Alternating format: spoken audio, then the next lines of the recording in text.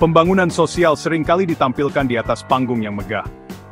Panggung ini dihiasi oleh berbagai simbol dan jargon yang terdengar besar.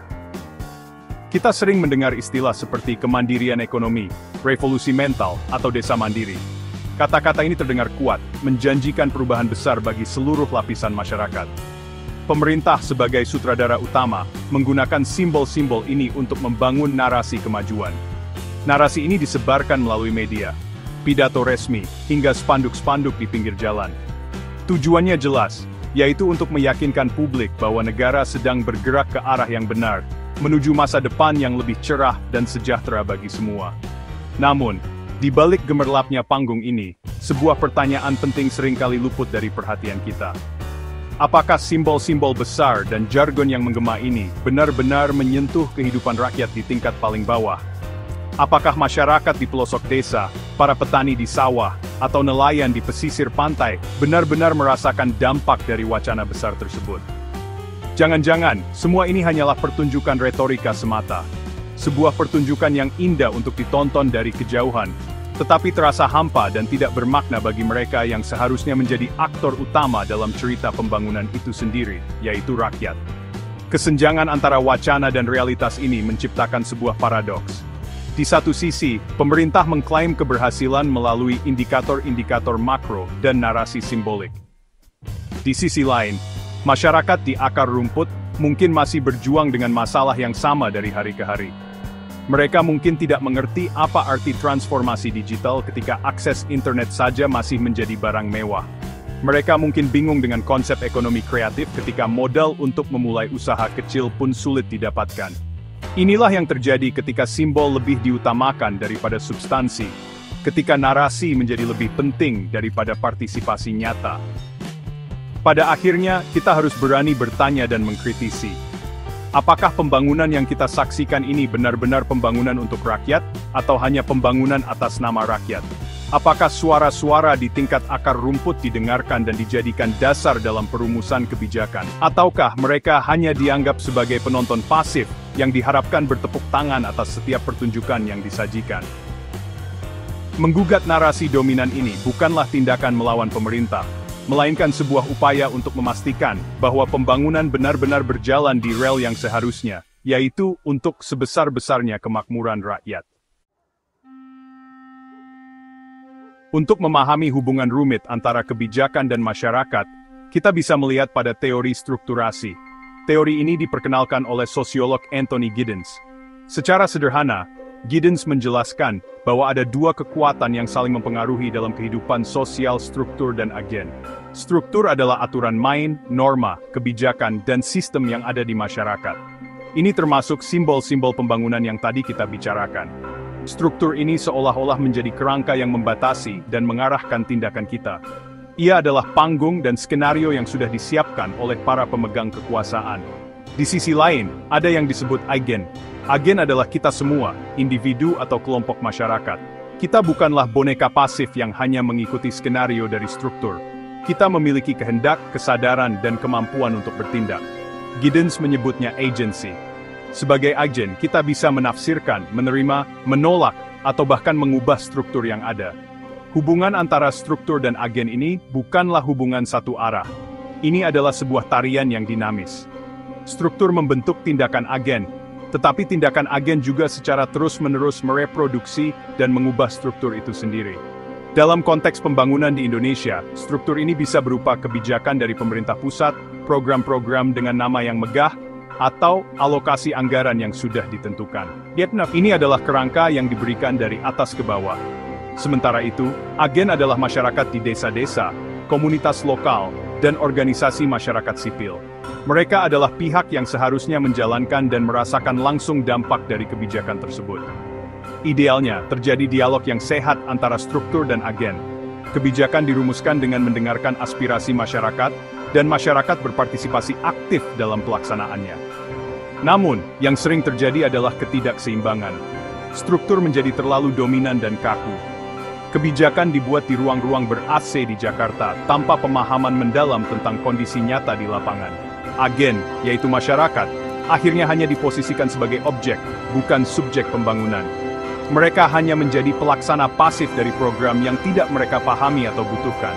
Akibatnya, tarian antara struktur dan agen menjadi timpang. Satu pihak terus memimpin dengan paksa, sementara pihak lain hanya bisa mengikuti langkah dengan terpaksa, tanpa gairah dan rasa memiliki. Kita bisa melihat banyak contoh di Indonesia, di mana simbol pembangunan terasa lebih kencang suaranya daripada partisipasi rakyat. Salah satu contoh yang sering menjadi sorotan adalah beberapa proyek lumbung pangan atau food estate.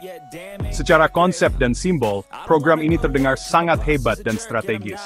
Tujuannya adalah untuk menjamin ketahanan pangan nasional, sebuah cita-cita mulia yang didukung oleh semua orang. Narasi yang dibangun adalah tentang modernisasi pertanian, penggunaan teknologi canggih, dan produksi skala besar. Spanduk dan pemberitaan media dipenuhi dengan gambar-gambar hamparan lahan yang luas dan modern.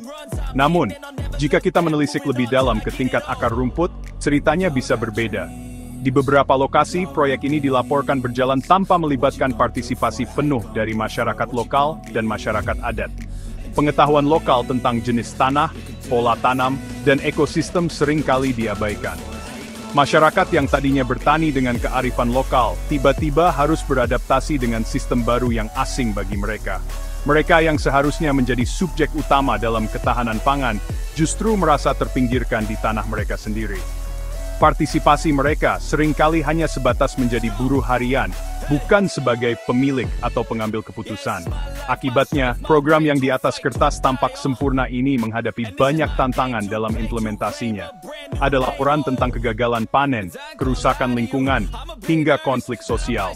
Simbol ketahanan pangan nasional memang berhasil digaungkan, tetapi substansi pemberdayaan petani lokal justru terlewatkan.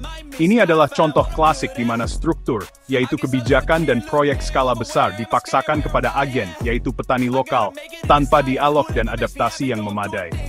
Keberhasilan diukur dari luasnya lahan yang dibuka, bukan dari meningkatnya kesejahteraan petani yang terlibat di dalamnya. Tentu saja tidak semua proyek pemerintah gagal. Namun, contoh ini menjadi pengingat penting bagi kita semua. Sebuah program pembangunan, sehebat apapun simbol dan narasinya, akan menjadi rapuh jika tidak dibangun di atas fondasi partisipasi publik yang kuat. Ketika masyarakat hanya dianggap sebagai objek yang harus menerima, maka rasa memiliki atau sense of ownership tidak akan pernah tumbuh. Program tersebut akan bergantung sepenuhnya pada suntikan dana dan intervensi dari atas. Begitu intervensi berhenti, program itu pun berisiko mati suri, meninggalkan simbol-simbol megah yang menjadi monumen kegagalan partisipasi. Lalu, bagaimana seharusnya sebuah pembangunan yang ideal itu berjalan? Kita bisa belajar dari contoh-contoh yang berhasil. Program-program yang sukses biasanya memiliki satu benang merah yang sama, partisipasi masyarakat yang otentik. Ambil contoh, Program Nasional Pemberdayaan Masyarakat atau PNPM Mandiri di masa lalu, terutama pada komponen perencanaan partisipatifnya. Dalam program ini, masyarakat di tingkat desa diberi kewenangan untuk melakukan musyawarah, mengidentifikasi masalah mereka sendiri, dan mengajukan usulan kegiatan yang paling mereka butuhkan, apakah itu jalan desa, irigasi, atau sarana air bersih. Dalam model seperti ini, masyarakat bukan lagi objek, melainkan subjek aktif. Mereka adalah agen yang membentuk struktur di tingkat mereka sendiri. Pemerintah berperan sebagai fasilitator, menyediakan dana dan pendampingan teknis, tetapi keputusan akhir tetap berada di tangan warga melalui forum musyawarah. Pendekatan dari bawah ke atas, atau bottom-up, ini terbukti lebih efektif dan berkelanjutan. Mengapa? Karena program yang dijalankan benar-benar menjawab kebutuhan nyata, bukan sekadar asumsi dari para perencana di tingkat pusat. Rasa memiliki terhadap hasil pembangunan pun menjadi sangat tinggi, karena warga merasa itu adalah hasil dari jerih payah dan keputusan mereka sendiri. Maka refleksi akhir bagi kita semua, terutama bagi para pembuat kebijakan, adalah bagaimana menggeser paradigma. Pembangunan harus berhenti menjadi sekadar proyek teknokratis yang diukur dari angka dan simbol. Ia harus menjadi sebuah gerakan sosial yang inklusif. Wacana dan jargon besar memang perlu untuk membangkitkan semangat, tetapi itu tidak boleh berhenti di situ.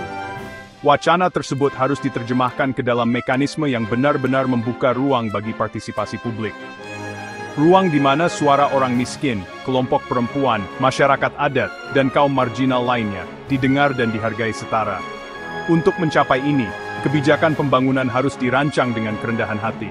Kerendahan hati untuk mengakui bahwa pemerintah tidak tahu segalanya. Kerendahan hati untuk belajar dari kearifan lokal dan pengalaman masyarakat di lapangan. Ini berarti mengubah proses perencanaan dari yang tertutup menjadi transparan, dari yang instruktif menjadi dialogis. Pada akhirnya, keberhasilan sebuah pembangunan tidak diukur dari megahnya simbol yang didirikan, tetapi dari seberapa besar pemberdayaan yang dirasakan oleh rakyatnya. Karena pembangunan yang sejati adalah pembangunan yang memanusiakan manusia, yang mengubah rakyat dari sekadar penonton menjadi pemain utama di panggung sejarahnya sendiri.